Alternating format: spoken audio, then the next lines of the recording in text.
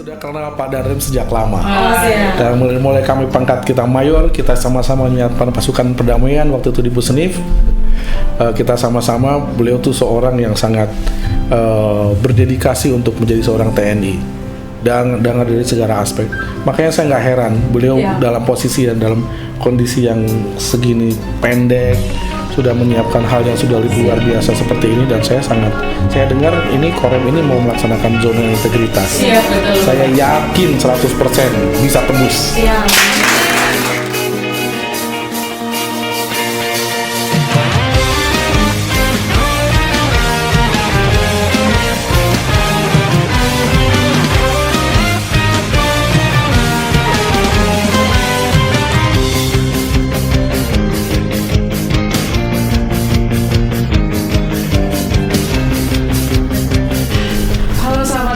Podcast 151 Binaya dimanapun berada, apa kabar semuanya?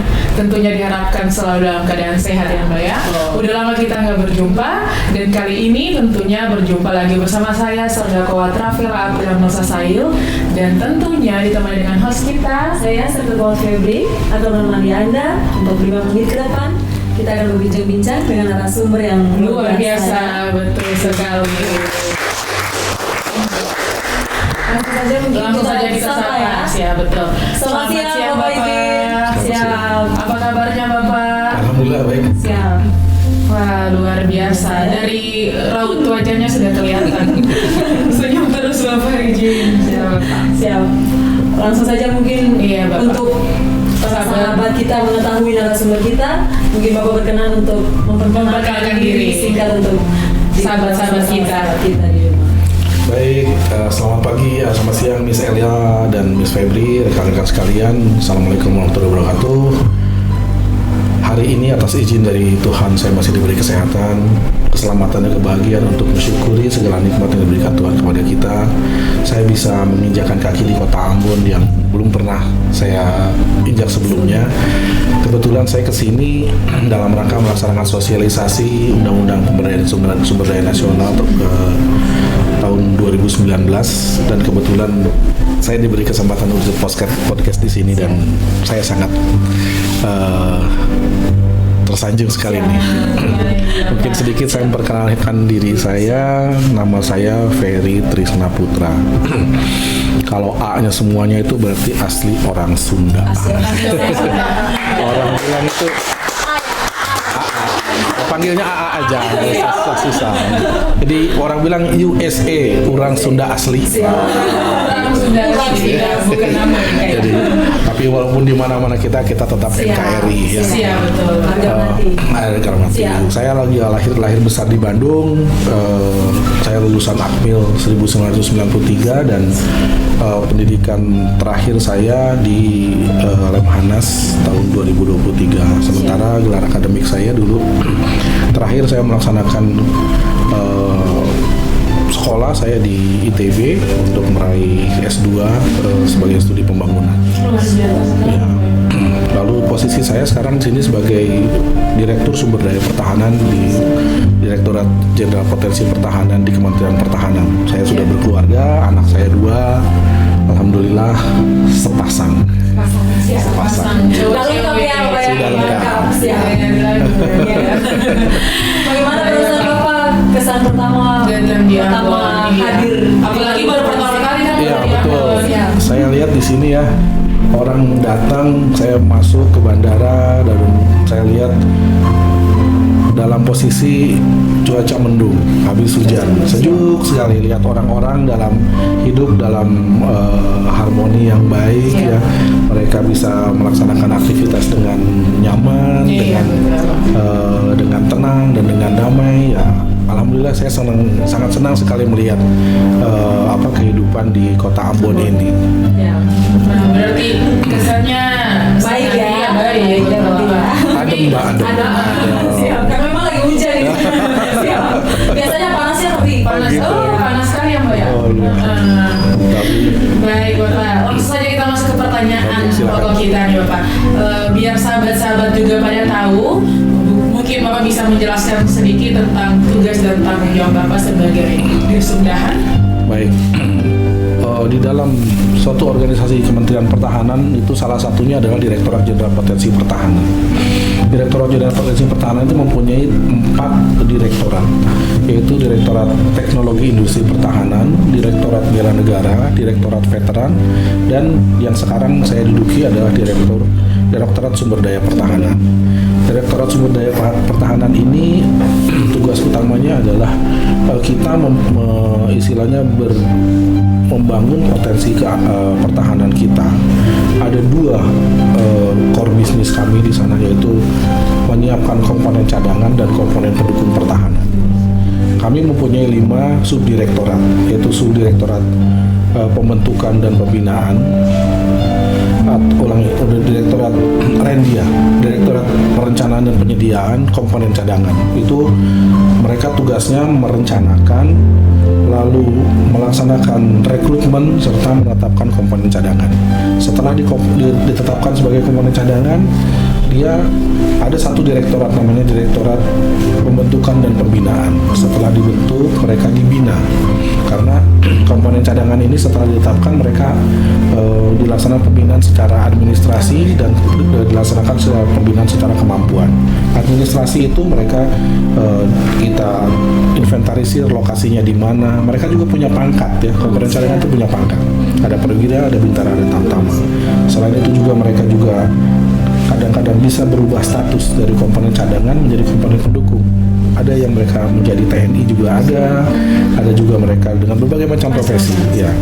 Setelah itu ada Direktorat Sumber Daya Manusia. Yang satu lagi adalah masalah komponen pendukung pertahanan. Nah, komponen pendukung pertahanan yang pertama adalah sumber daya manusia dari warga negara, warga terlatih, dan sebagainya. Satu direktorat yang berikutnya adalah Direktorat Sumber Daya Alam dan Buatan.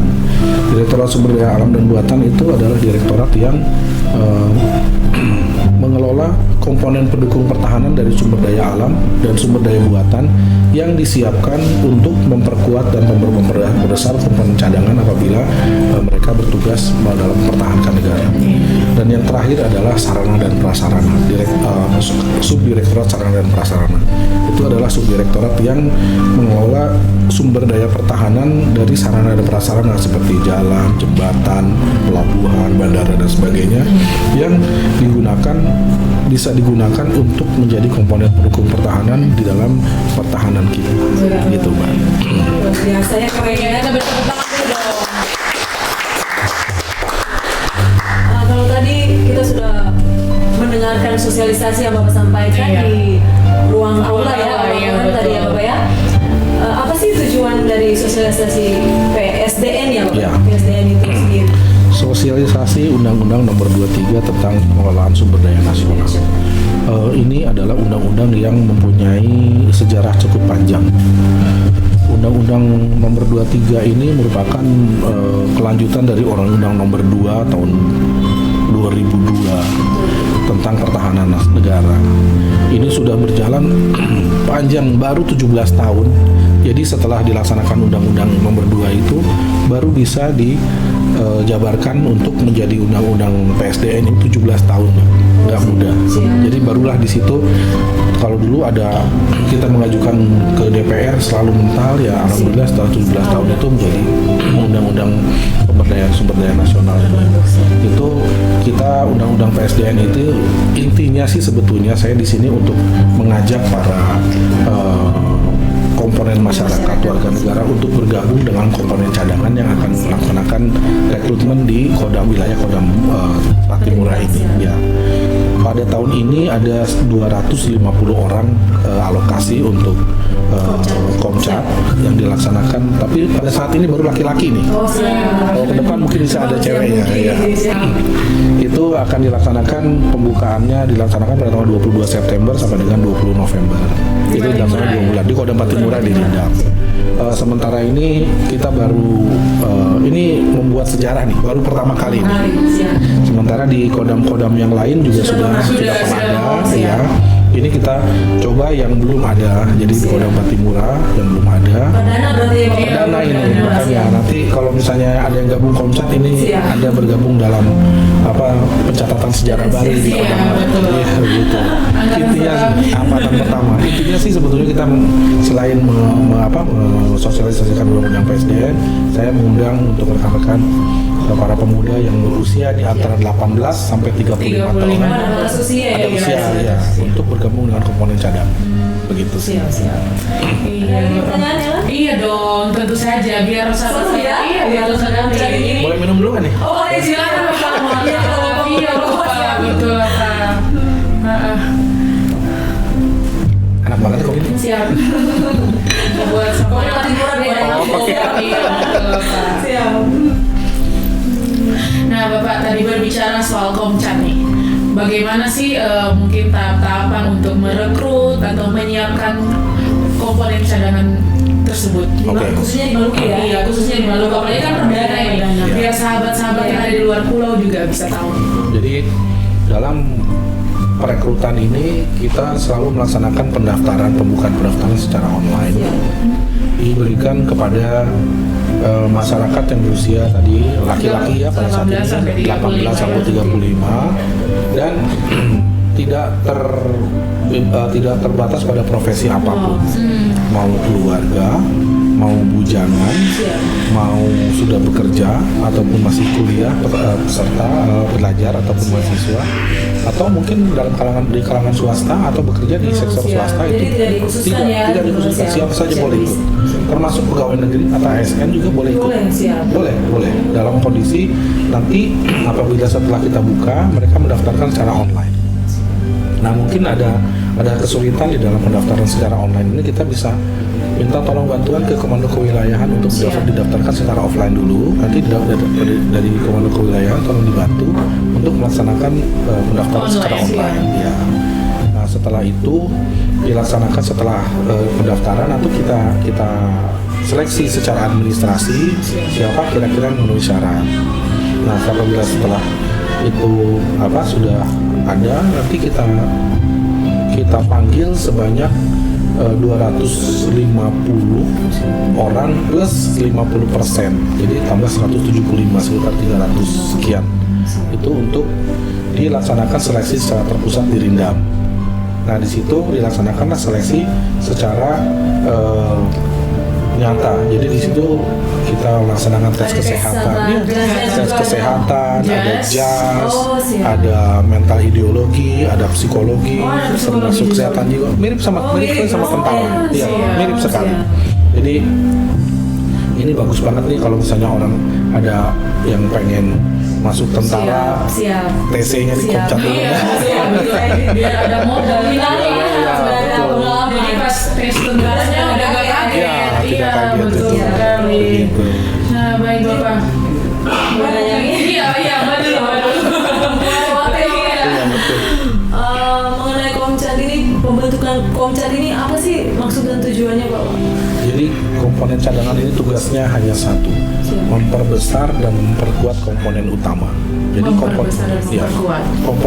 komponen utama itu adalah TNI, ya, untuk apabila negara kita ada dalam posisi membutuhkan, misalnya ada biaya, ada perang dan sebagainya, kita panggil tuh melalui proses mobilisasi. Itu mobilisasi itu dilaksanakan oleh Presiden tapi atas persetujuan DPR. Ya nanti Komcat ini kan warga negara yang sudah dilatih dan dididik, ya. Jadi untuk menjadi kombatan nanti dia nggak ada bedanya sama tentara. Nanti masuk dalam organisasi militer jadi komponen cadangan, dan dia nanti mempunyai pangkat tetap, lalu mempunyai tunjangan dan sebagainya, itu disamakan dengan militer pada saat mobilisasi. Ya, tapi kalau misalnya tidak bertugas itu satu lagi, apabila dia pada saat latihan dan mobilisasi atau latihan penyegaran, itu hukumnya hukum militer. Oh siap. Tetap diberlakukan hukum militer. Tapi kalau misalnya sudah lepas dari selesai latihan, selesai mobilisasi atau sudah didemobilisasi, itu hukumnya hukum sipil. Kembali lagi. Berarti berlakunya saat pelatihan pendidikan itu ya. Sebutnya kita masa aktif. Oh, masa aktif. Baik Bapak. Itu berarti wajib militer atau beda? Bukan, beda ya. Jadi kalau wajib militer yang seperti yang di Singapura, yang di Korea. Itu yang saya mau nanyakan itu mungkin Apa sih nonton itu ya, Rising of the Sun? Mungkin apakah kedepannya ada pemikiran untuk di negara kita Indonesia nih ada wajib militer Pak? Oh, saya rasa tidak perlu. Tidak perlu. Tapi mungkin itu pemikiran yang keberapa. Kami lihat dengan animo masyarakat untuk menjadi komponen cadangan itu sangat tinggi dan bangsa Indonesia ini sementara ini belum terpikirkan untuk melaksanakan wajib militer. Jadi kita melaksanakan komponen cadangan ini. Bedanya kalau wajib militer itu mereka harus dalam usia tertentu bergabung, harus habis setelah itu mereka setelah lulus, setelah laksana mereka ditugaskan di suatu tempat dalam periode tertentu. Nah, kalau setelah itu lepas ya. Iya, betul. Nah, kalau komponen cadangan setelah dilatih langsung dikembalikan lagi ke masyarakat. Tapi tiap tahun negara akan memanggil untuk melaksanakan latihan penyegaran.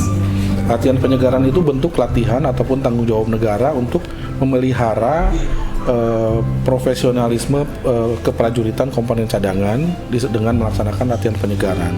Lamanya antara 2 minggu ya, 14 hari sampai dengan 3 bulan sampai dengan 90 hari. Berarti itu termasuk peran TNI di dalam Komcat tersebut ya? Iya, peran negara masih lebih bahasa. Jadi untuk melaksanakan kemampuan dia tetap dipelihara gitu. Tapi latihan penyegarannya itu setahun sekali ya Pak? Atau? Ya, aturannya itu dilaksanakan setahun sekali, tiap tahun. Jadi Komcat ini mempunyai hak dilatih minimal 12 hari lah dalam 12 hari dalam 1 tahun oleh negara itu. Sesuai dengan kemampuan anggaran negara. Komcat ini digunakan di mobilitas pada saat negara membutuhkan. Ya. Kalau enggak itu enggak usah. Iya, betul. Tapi tetap dijaga ininya. Tetap. Itu dengan latihan penyegaran. Iya, betul. Luar biasa sekali kita punya. Nah, Bapak, yang saya mau tanyakan juga nih, Komcat ini kan dari dari semua unsur, semua pihak kan bisa masuk. Boleh. Nah, kalau untuk yang ASN ini Bapak, contoh Bapak, kalau mungkin ada saudara saya yang kerja di bank. Iya.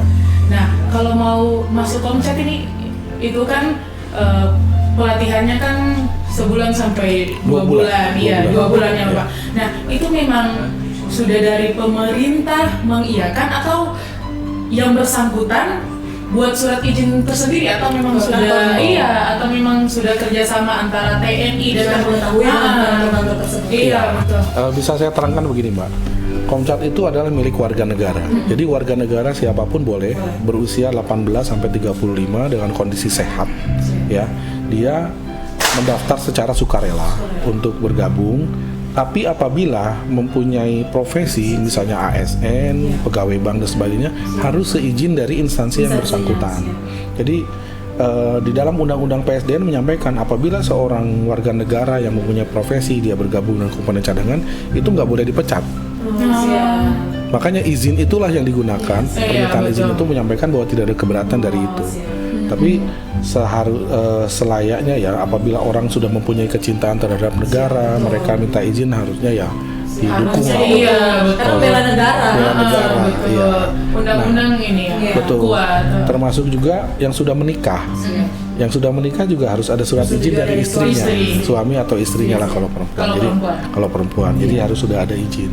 Jadi supaya semuanya pada saat yang bersangkutan masuk pendidikan dalam kondisi long, semuanya sudah ikhlas melaksanakan, termasuk dianya juga siap, keluarganya siap ditinggalkan, dan selama pendidikan itu negara memberikan fasilitas seperti uang sakunya ada, jaminan kesehatan, jaminan kecelakaan, termasuk perlengkapannya ada 72 item, Mbak, diberikan langsung oleh pemerintah kepada mereka.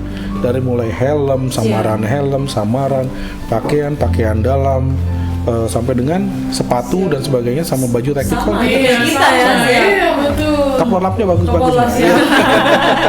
Keren. Gitu. Siap. Iya. Termasuk ini satu lagi, mahasiswa. Ada surat dari Kemendiknasdikti bahwa mahasiswa itu boleh memasuk Komcat di dalam program MBKM, Merdeka Belajar Kampus Merdeka. Jadi mereka minta izin saja kepada rektornya. Ya, tadi saya kebetulan ketemu sama rektor, sampaikan beliau juga sangat antusias ya. Beliau punya menwa, punya Iya, betul, ada menwa. Saya sampaikan, gimana kalau para mahasiswa, para menwa yang sudah pakaian hijau gagah itu dimasukkan dalam Komcat sehingga pakaian hijaunya itu diisi dengan kemampuan sebagai komponen cadangan yang betul-betul siap gitu. Jadi dia betul-betul supaya dasarnya udah kuat. seperti dasar yang kuat lah sebagai seorang menwa. Dan mereka pun dihitung SKS-nya. Jadi itu dimasuk dalam MBKM itu. Jadi selama 6 bulan itu 1 semester dihitung bisa SKS-nya.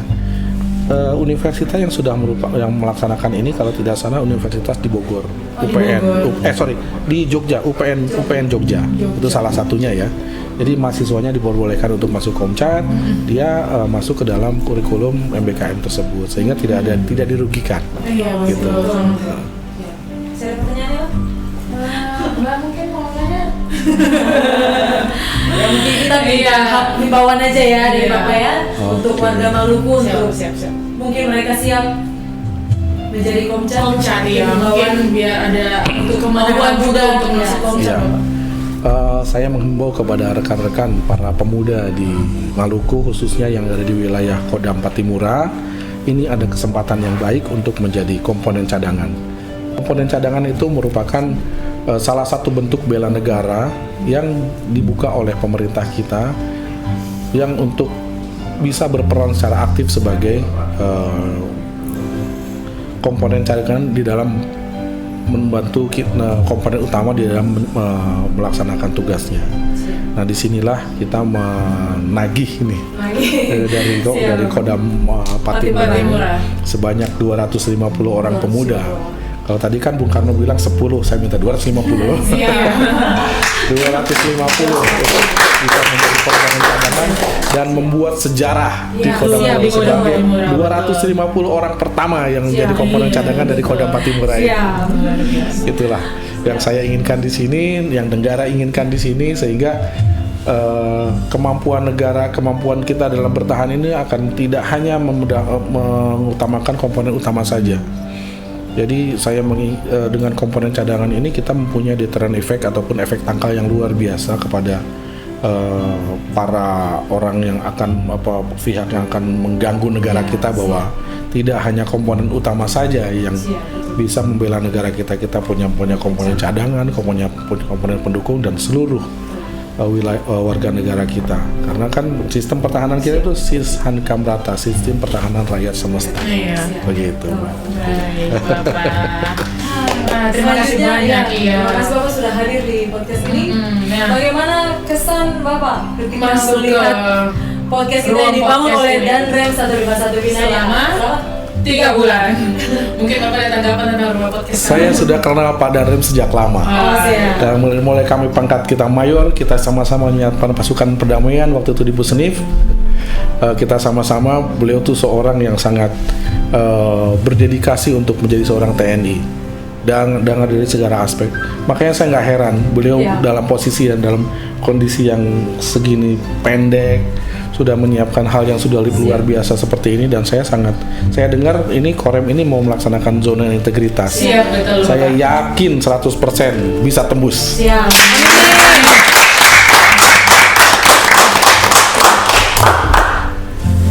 Luar biasa ya, kita juga sudah punya sutradara ya. Iya, betul. Sutradara Bapak Danrem kan udah pernah bikin film buat film Janji Senja. Ya. Jadi itu menceritakan tentang seorang anak putri Maluku yang bercita-cita menjadi betul. Nah, kebetulan sutradaranya Bapak Danrem. Beliau sutradara dan sekaligus pelaku juga. Ikutan. Siap ikutan. Siap-siap dong IG-nya banyak Siap. followers ya. Siap. Kapan mulai ditayang? Tanggal 7 Agustus. 7 Agustus akan ditayangkan di bioskop. Seluruh Indonesia. Wih, mantap. Siap. Setelah film dari Bapak Panglima. Iya. Setelah film dari Bapak. Mantap, mantap. Siap. Berarti memang saya kenal Pak Danrem itu Siap. inovasinya luar Luar biasa, biasa, siap. luar biasa sekali. Banyak inovasinya. Banyak siap. inovasinya. Ya sekali saya berdinas dengan beliau. Siap. Waktu saya di Jakarta, di Pusnif, menyambungkan pasukan perdamaian. Siap. Dan waktu saya jadi dandim, beliau jadi kasih intel Korem. Wah, Iya. Berarti udah bisa. Berarti memang udah nggak asing, nggak asing. Iya. Beliau sudah. betul. Jadi selalu think outside the box, Iya. berpikir di luar dari apa yang ada. Siap. Luar biasa sekali. Sekarang kita Beri tepuk tangan dong. Iya, narasumber kita kali ini. Keren. Ya baik Bapak. Saudara-saudara kita di rumah sudah paham ya tentang Betul pesan sekali, tersebut ya. iya. Jadi mungkin kita berantusias untuk membela negara kita Betul. sendiri ya dengan harga mati. Ya, betul sekali. Mungkin Bapak bisa memberikan sedikit closing statement. Baik, rekan-rekan sekalian, sementara saya ingin menyampaikan kepada rekan-rekan yang ada di wilayah Kodam 15 Patimura ini, mari kita sama-sama menjaga keutuhan negara kesatuan Republik Indonesia dengan kita berperan aktif melaksanakan bela negara. Bela negara itu banyak cara, ya. Bisa melalui sebagai komponen utama, sebagai komponen cadangan, sebagai komponen pendukung, dan sebagai warga negara. Bela negara, ingat, bela negara itu banyak cara, bukan banyak gaya. Satu lagi nih, kita sukseskan komponen cadangan di Kodam Siap. Patimura ini. Keren. Luar biasa. Luar biasa. Baik, sahabat dan Forest Podcast 151 Budaya dimanapun berada. Terima kasih karena telah menonton video singkat ini. Semoga apa yang sudah dijelaskan oleh narasumber kita dapat bermanfaat untuk kita semua, dan kita mengajak masyarakat Maluku tentunya dan Maluku Utara untuk bersama-sama kita membela negara. Salah satu caranya lewat komponen cadangan ini yang tadi pokok pembahasan kita di siang hari ini. Iya betul. Jadi jangan lupa like, komen, subscribe, dan viralkan video ini ke seluruh dunia. Baik, saya sudah kuat Yamoka Sail Dan saya Serga Kuat Febri pamit undur diri Dan dan narasumber kami Brigjen TNI Ferry Saputra. Salam kompak. dari kami Kaim Nesem Nese Aman. We love Indonesia forever. Terima kasih.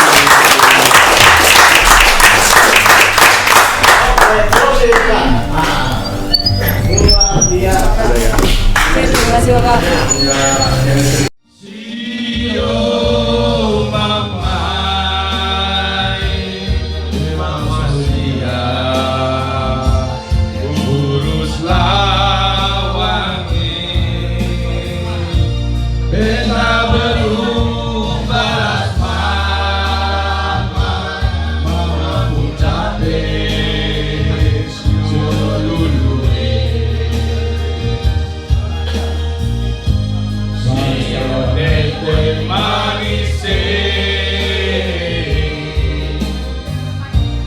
Jaga betaku mamai. Sio mama, beta rindu mau pulang. Sio mama, beta solia kurus lawangi, beta belum balas mama, mama pun capek siodo